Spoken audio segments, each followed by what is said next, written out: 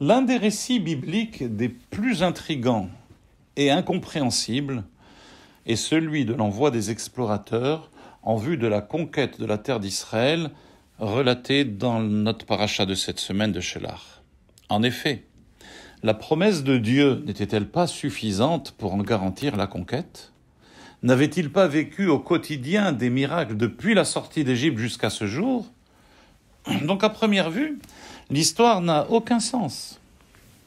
On ne peut rencontrer une génération dont la vie fut aussi saturée de miracles que celle de Moshe.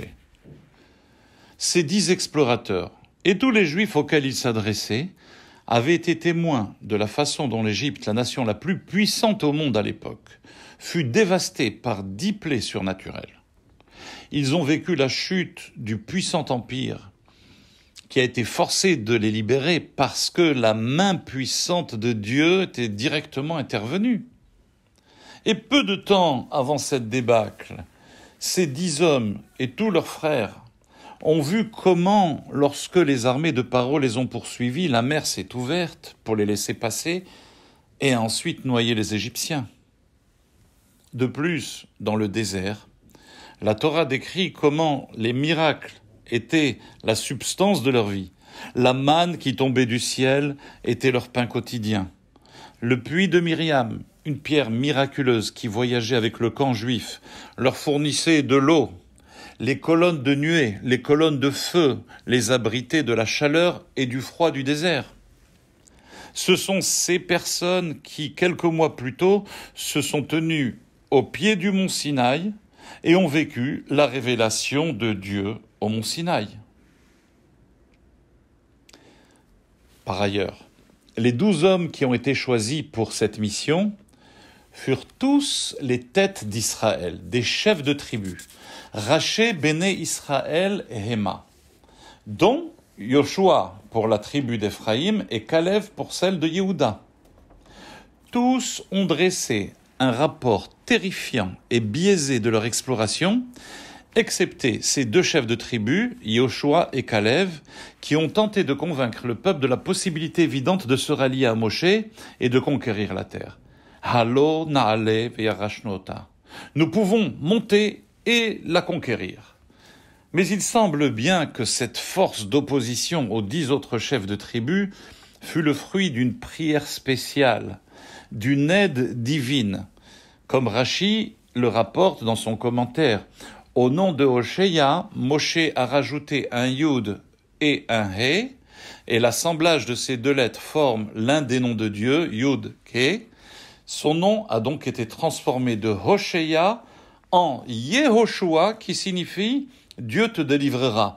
Te délivrera de quoi ? Du complot des explorateurs. Kalev également.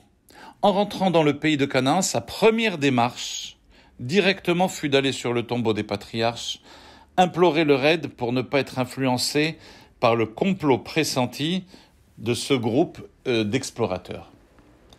Alors la question est la suivante. Comment 10 chefs de tribus d'Israël pouvaient-ils être si mal intentionnés dans cette mission qui constitue l'épopée de la traversée du désert, l'aboutissement de la promesse divine faite à Abraham de donner à sa postérité la terre d'Israël ? Comment comprendre leur médisance sur la terre promise ? Mais le point culminant de l'étonnement est ce que le Talmud dans le traité Megillah en page 23b affirme sur le concept du minyan. Le minyan, c'est quoi ? C'est l'obligation d'atteindre un quorum de 10 personnes pour s'acquitter d'un devoir de sanctification de Dieu qui se fait en assemblée, en communauté. Par exemple, prier en tsibour, en assemblée, nécessite d'atteindre le quorum de 10 personnes. Lire la Torah ou la Haftara nécessite 10 personnes. Les 7 bénédictions des mariés nécessitent 10 personnes. Le minyan, le zimoun, avec la prononciation du nom divin, Nevarer, Elokeinu, She'achanu Mishelo, nécessite 10 personnes. Et le principe est le suivant, ce que la Mishnah nous dit. Kol davar shebigdusha, lo yehe pachot me'asara. Toute sanctification de Dieu ne peut se réaliser à moins de 10 personnes. Et cette nécessité du minyan, d'où est-elle déduite? Du récit des explorateurs. Comment? La Torah nomme les 10 explorateurs médisants, la terre d'Israël, une Eda, Eda Hara. Et Eda en hébreu veut dire une assemblée. Et à partir de cette qualification, toute assemblée est nommée Eda, dont l'assemblée du minyan, dont on a besoin pour sanctifier le nom de Dieu. Alors la question est simple, elle est évidente. Comment le minyan, le quorum de 10 personnes, peut être inspiré de l'assemblée des explorateurs qui, eux, étaient au nombre de 10? Eh bien, toutes ces questions nous amènent à reconsidérer l'intention profonde de ces explorateurs, de comprendre leur motivation réelle à vouloir rester à tout prix dans le désert. Rappelons que cette génération de Juifs qui ont quitté vivait dans une bulle transcendante. Entourés des nuées célestes, ils étaient nourris de nourriture du ciel, comme nous l'avons dit, par la manne. Ils apprenaient la Torah de Moshe Rabbeinu directement.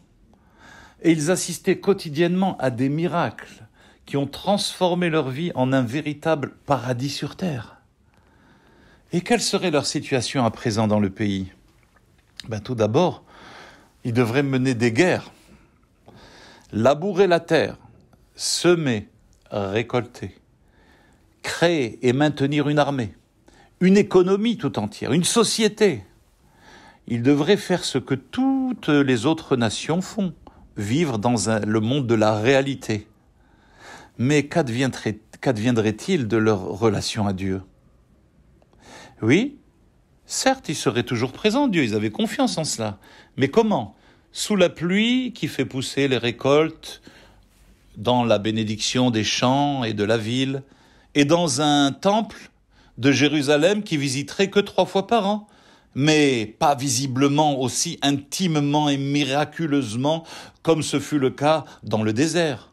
C'est ce que craignaient les explorateurs. Que le stress de la vie physique en entrant en Israël et la gestion d'un pays vont détruire leur créativité spirituelle et vont engourdir leurs âmes. Eh bien, ils ne souhaitaient pas porter atteinte à cette relation étroite à Dieu qu'ils vivaient au quotidien dans le désert.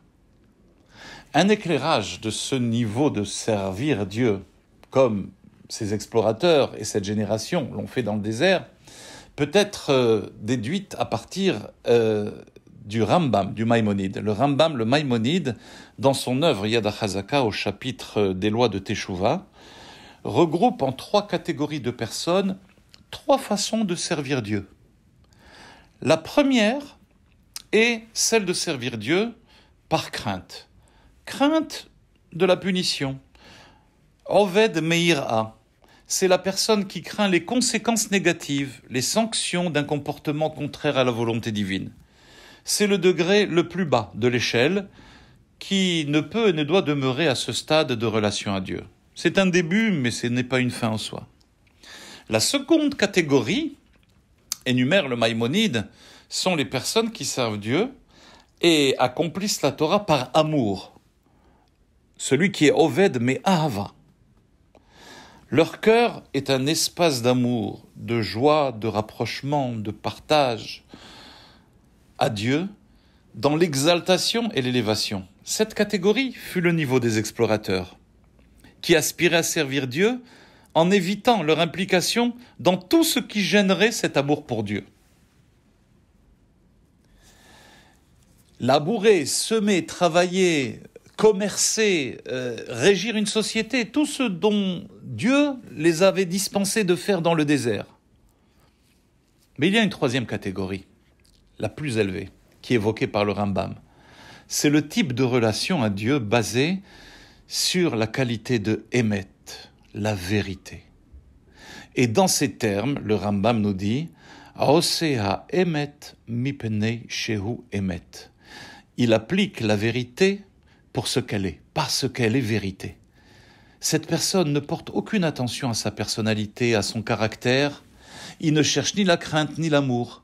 Il ne cherche pas à satisfaire l'une de ces tendances évoquées précédemment de Ahava ou de Hira, de difficulté à réaliser la volonté divine ou aux bénéfices qu'il pourrait en tirer. Son seul objectif de celui qui est Oved par le Emet, c'est la recherche de la vérité, du Emet, qu'il retrouve en accomplissant la volonté divine.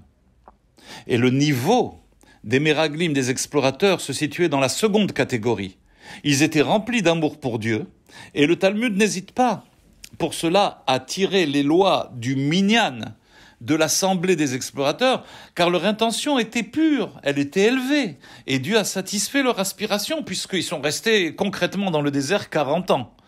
Mais le niveau des deux qui se sont séparés de cette assemblée, de cette Eda, de Yehoshua et Kalev, il est de la troisième catégorie, la recherche du Emet, de la vérité.